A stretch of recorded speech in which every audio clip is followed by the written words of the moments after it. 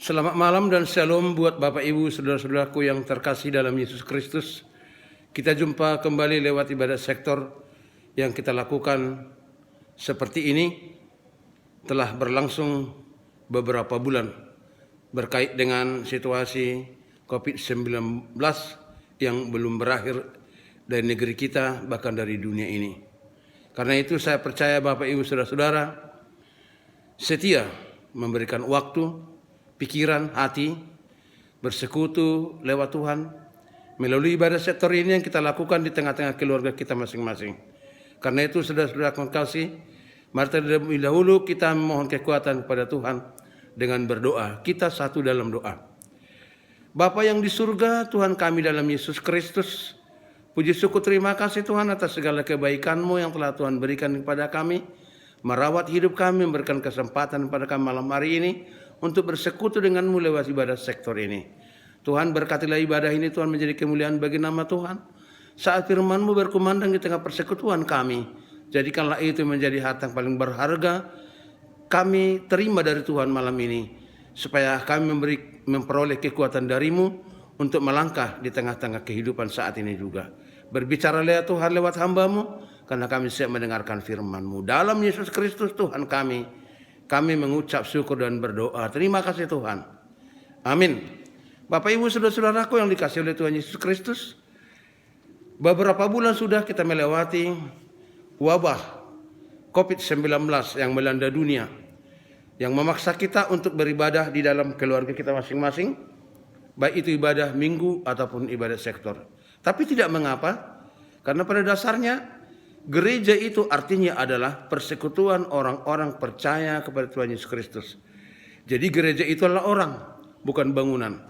Walaupun kita tidak bisa hadir di gereja secara fisik untuk beribadah sebagaimana biasa, tapi kita melaksanakan ibadah di rumah kita masing-masing.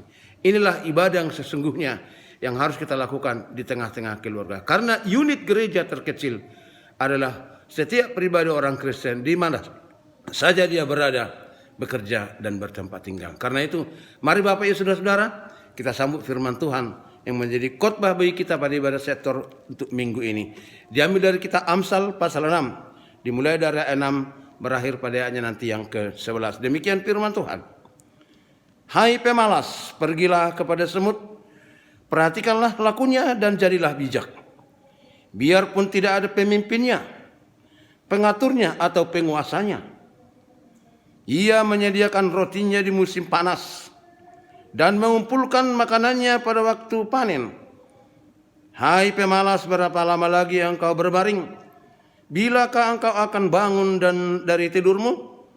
Tidur sebentar lagi, mengantuk sebentar lagi, melipat tangan sebentar lagi untuk tinggal berbaring. Maka datanglah kemiskinan kepadamu seperti seorang penyerbu dan kekurangan seperti orang yang bersenjata. Demikian pembacaan kita saudara-saudara tentang firman Tuhan untuk menjadi nasrenua kita malam hari ini. Ibu yang terkasih, kita kembali sejenak menoleh ke belakang, membuka kitab Kejadian yang ada di dalam Alkitab kita, khususnya Kejadian pasal 3 ayat 17c sampai dengan ayat 18a. Di situ akan kita temukan catatan dalam Alkitab bahwa manusia yang telah jatuh ke dalam dosa itu haruslah dengan bekerja keras. Karena di situ dikatakan dengan berpeluh engkau mencari makananmu. Dengan bekerja keras untuk mencari nafkah, untuk mencari rezeki. Harus bekerja keras. Memperoleh kebutuhan hidup, yakni kebutuhan sandang, pangan, dan lain sebagainya. Sebagai gambaran tentang rintangan yang harus dihadapi oleh manusia adalah ketika manusia jatuh ke dalam dosa, maka tanah juga ikut dikutuk Tuhan. Sehingga tanah itu menumbuhkan onak dan duri. Ini yang menjadi gambaran yang harus dihadapi manusia, tantangan dan rintangan di tengah-tengah perjalanan hidupnya dalam rangka melakukan pekerjaan di tengah-tengah dunia ini. Setiap orang tidak menyadari akan hal ini, berarti dia tidak menyadari keputusan Tuhan sebagai konsekuensi pemberontakan manusia kepada Tuhan yang dilakukan oleh manusia pertama, yaitu Adam dan Hawa, dan diikuti juga oleh manusia yang hidup pada zaman ini. Ibu bapak terkasih, dalam kehidupan ini kita mengenal sebuah istilah yang sudah mapan, yang sudah lama, yakni ora et labora. Itu bukan dari bahasa Indonesia, tapi itu bahasa asing yang telah terkenal istilah itu di Indonesia. Ora et labora itu terkait dengan pekerjaan atau bekerja. Karena arti katanya ialah berdoa sambil bekerja. Ora artinya berdoa, labora artinya bekerja. Maka ora et labora itu memberi petunjuk kepada kita untuk berdoa lebih dahulu, barulah bekerja. Meski demikian saudara-saudara, kalau kita melihat dari kenyataan hidup, banyak di antara manusia yang membuat istilah itu terbalik. Bukan ora et labora, tetapi labora et ora. Artinya, kita mengutamakan pekerjaan lebih dahulu, soal urusan berdoa itu urusan nanti. Bahkan kita sering lupa beribadah dan berdoa hanya dengan alasan bekerja. Ini fakta yang kita jumpai di tengah-tengah kehidupan kita. Ibu bapak terkasih, kita meyakini kuasa Tuhan yang memberi kesuksesan atas semua pekerjaan yang kita lakukan. Dia yang memberkati meskipun kita wajib untuk bekerja keras. Tapi kuasa ada pada Tuhan membuat kita berhasil atau tidak berhasil. Yang penting kita tahu adalah wajib bekerja keras, tidak dengan bermalas-malasan melewati hari-hari kehidupan ini. Karena itu tema khotbah kebaktian rumah tangga ini kita sebut kemalasan adalah sumber kemiskinan. Ibu bapak terkasih dalam Yesus Kristus, kita Amsal sebagai kita kumpulan dari berbagai nasihat praktis yang berkaitan langsung dengan hidup kita sehari-hari.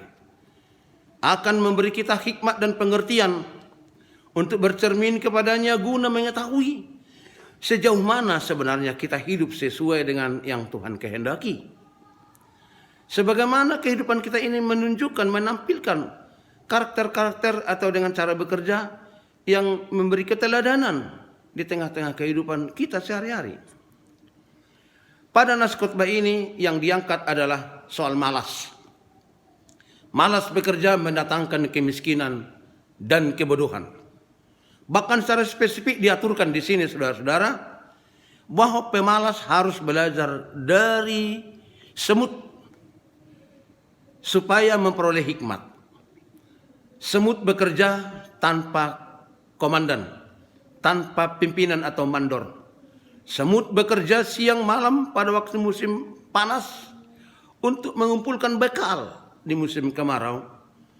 Sebab pada musim hujan semut tidak dapat keluar dari sarangnya untuk mencari nafkah.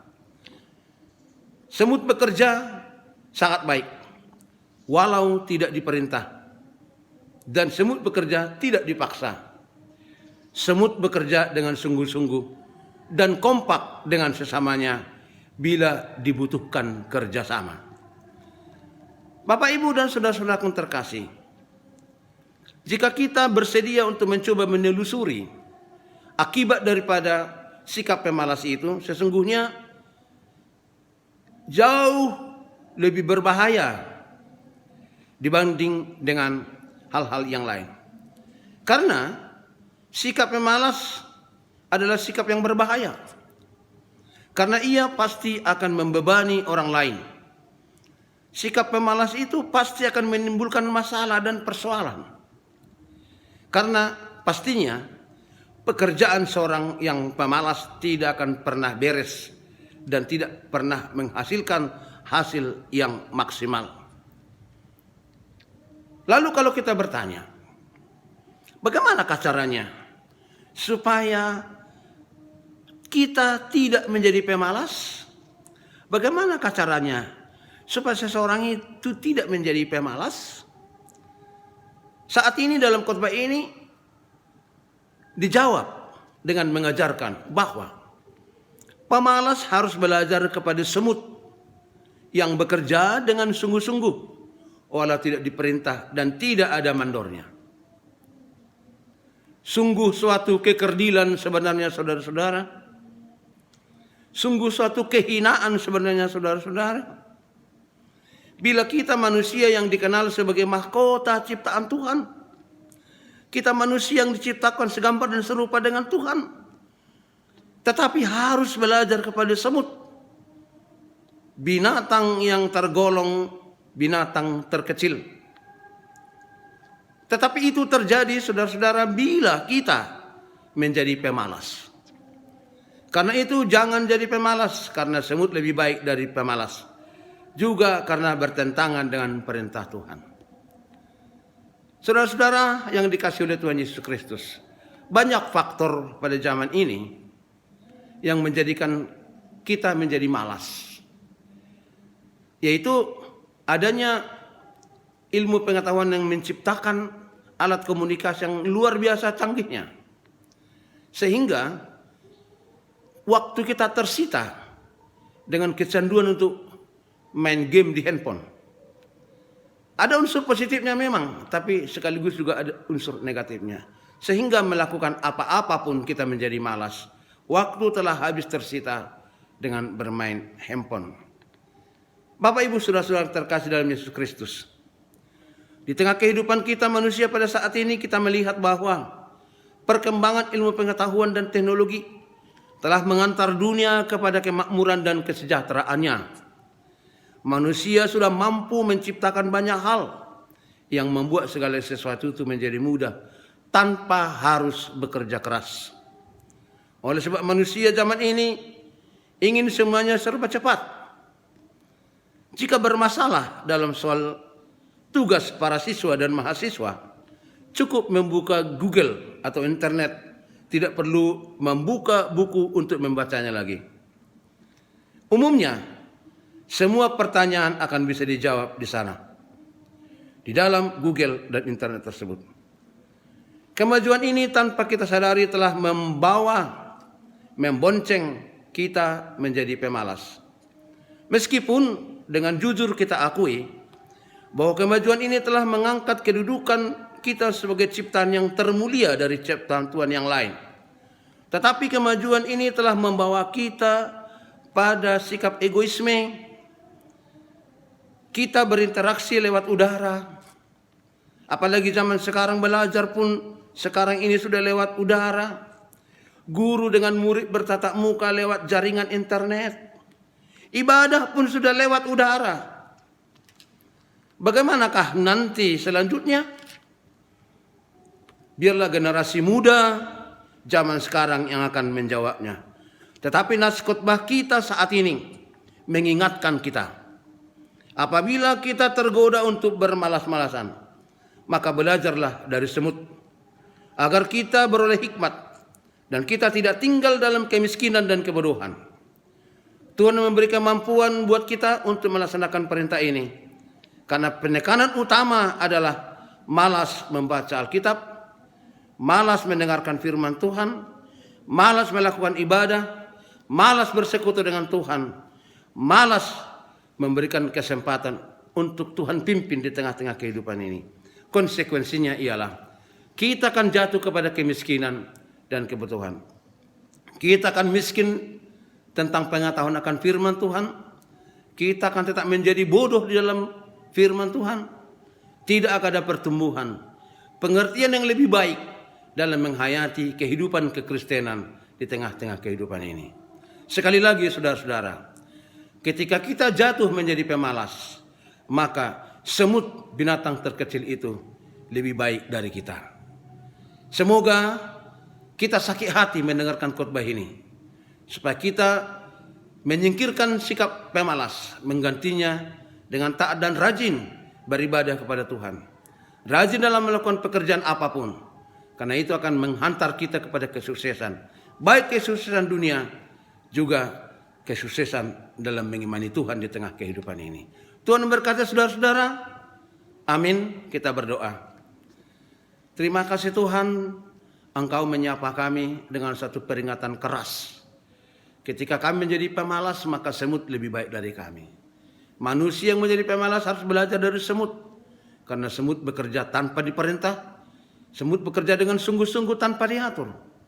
Mereka tahu kapan harus bekerja di musim panas.